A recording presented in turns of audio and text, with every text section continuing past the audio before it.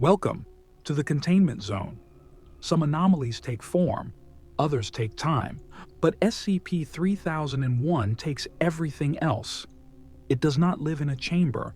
It does not appear on maps. It is not contained. Because SCP-3001 is not a place. It is a fracture, a split in the framework of reality itself. Invisible, colorless, soundless, but hungry. The anomaly was discovered not through direct interaction, but by accident. A whisper in the static, a pulse that did not belong. A message, a voice. From a man who had vanished nearly 40 years earlier. "Anna, I'm still here." That voice belonged to Dr. Robert Scranton, a theoretical physicist employed by the Foundation in the 1970s, long presumed deceased after a catastrophic reality anchor failure during a containment calibration. He had disappeared without a trace, no energy spike, no explosion, no remains, only a silence so complete the universe didn't seem to notice he was gone. But the anomaly noticed, and it held him. SCP-3001 isn't hell, it isn't purgatory, it's something worse, a mathematical absence. A non-reality, flat, endless, red, a place where nothing exists, except you. And what happens to the mind when it has nothing left? But itself? It happened on a Wednesday, no alarms, no fire, just the faint hum of fluorescent lights, and the familiar rhythm of a containment lab. Dr. Robert Scranton stood inside Lab 86B, buried 7 floors beneath Site 120. He was working with his partner, Dr. Anna Lang, to calibrate a prototype, the first functioning Scranton reality anchor. The theory was bold, a device capable of reinforcing baseline reality against external anomalies, closing the cracks, locking down dimensions, making the world less fragile. That morning, they had joked. She brought him coffee. He pretended he liked it. At exactly 9:42:51, the anchor activated. The room pulsed with invisible stress, Hume levels fluxing unpredictably. Anna reached for the shutdown switch. Robert stepped closer to the field stabilizer. Then, nothing. A slip. A flicker. A decimal shifted too far past the point of no return. There was no explosion, no collapse, just the sudden, absolute absence of Robert Scranton. The space where he had stood no longer existed. Anna Lang screamed. Technicians flooded the lab. Sensors showed 0.00001 Humes, an impossibility, a value that didn't indicate emptiness, but incompleteness. Reality had miscalculated. They searched for hours, no ash, no blood, not even static cling on the walls. Dr. Scranton was declared lost to a catastrophic spatial compression event. But the Foundation didn't know.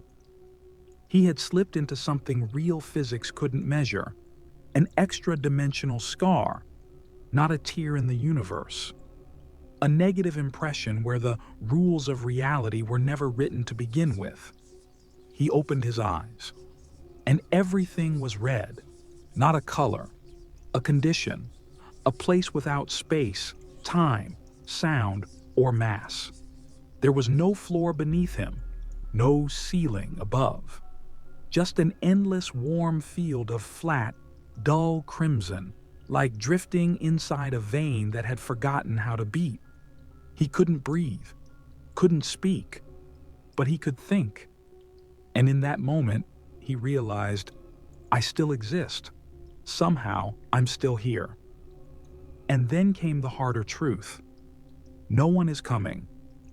Time doesn't pass in SCP-3001. It unravels. There are no clocks, no rising suns, no circadian rhythms ticking in the gut. Only drift. Dr. Scranton floated in a medium that wasn't air or water, but something in between, viscous, frictionless, and impossibly warm, like a bath of memory that couldn't quite remember being water. At first, he tried to move, but there was nothing to push against. No gravity, no axis, no down to fall toward. So he let himself drift.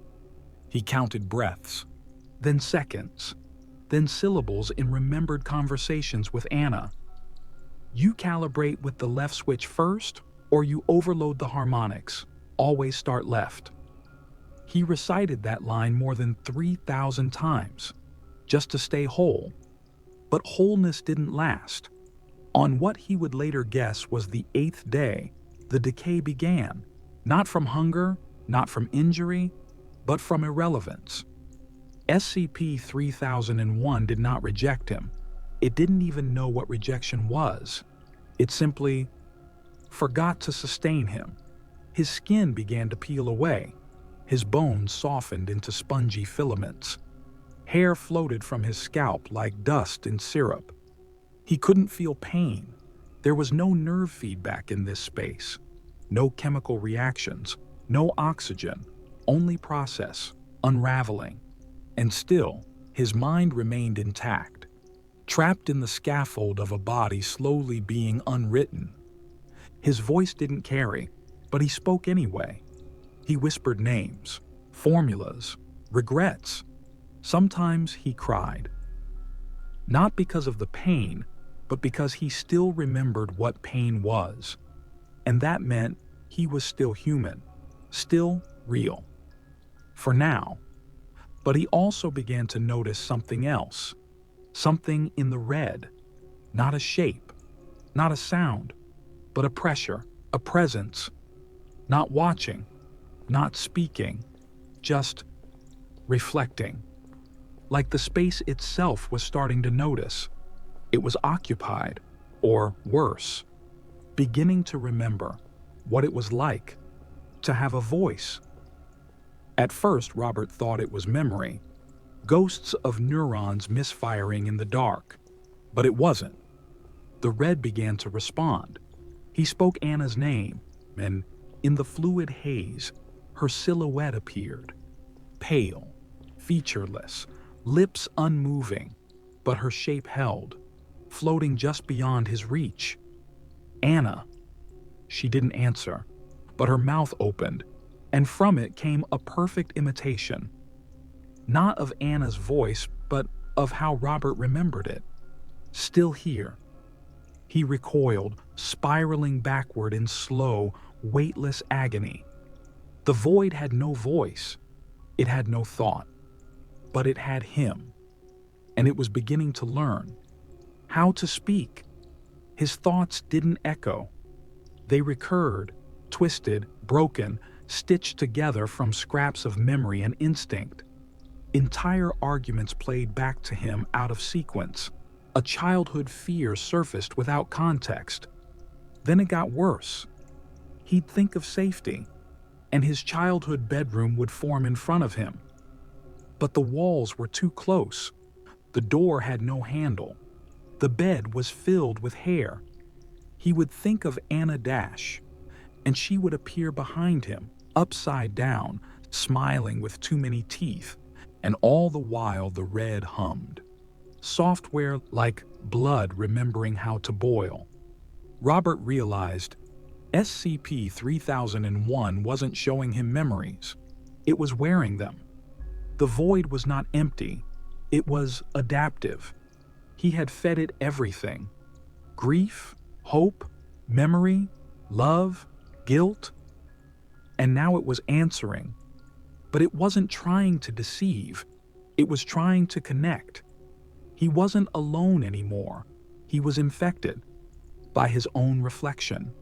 Robert Scranton was unraveling, thought by thought, memory by memory, until even the concept of self became a flicker in red static.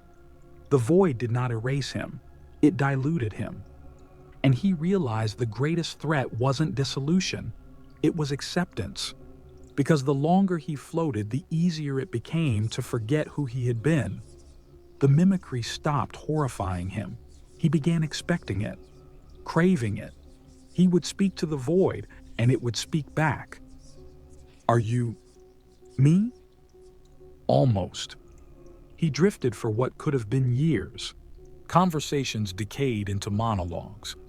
Monologues became humming. Then, nothing. Until one thought anchored him. Anna. Her laugh, her voice, the way she always ran her hand across her collarbone when nervous.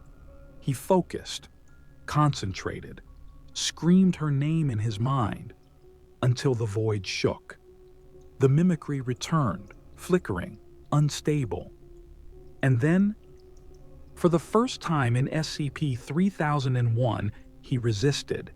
He reached inside the static, not with hands. He no longer had them, but with memory, with pattern.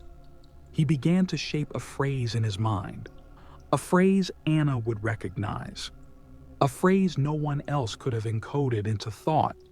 I still like your coffee, even when you burn it. He repeated it again, and again, and again. The mimicry stuttered. The red pulsed. Something shifted in the medium around him. A ripple, not like water, more like static across skin, and far, far away. In the Foundation's deepest monitoring array, a signal pinged. A scrambled vocal burst, weak and incomplete. But hidden inside it was metadata, subconscious structure, a sequence of personal identifiers. Anna Lang was there when it arrived. She hadn't spoken his name in over 20 years, but when she heard the fractured whisper, I still like your... She dropped her coffee and ran to the signal chamber. SCP-3001 had spoken, and it remembered. Him. SCP-3001 is not a place you go, it's where you fall. A fracture in the scaffolding of existence, suspended just outside the range of consequence. No time, no pressure, no certainty. And yet, something within it remembers. Not because it's alive, but because it was forced to contain.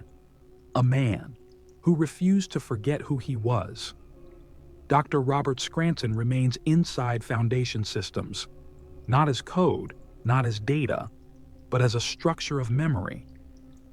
A conscious echo mapped across a series of cognitive stabilizers deep in Site-17's containment wing. Sometimes he speaks, softly, haltingly. He doesn't answer questions. He asks them. Did Anna sleep last night? Is it Tuesday? Was I ever real?